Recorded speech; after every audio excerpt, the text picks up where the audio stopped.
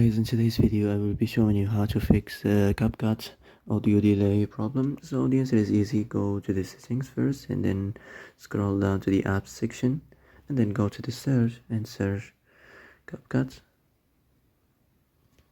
and next go to the storage, and here you will find this clear cache option. Click on it.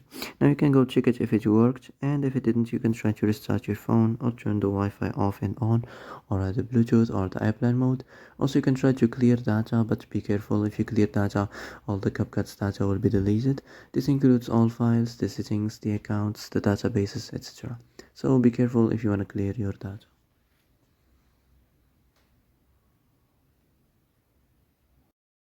Oh, that's it for today's video. I hope this is the answer you've been looking for.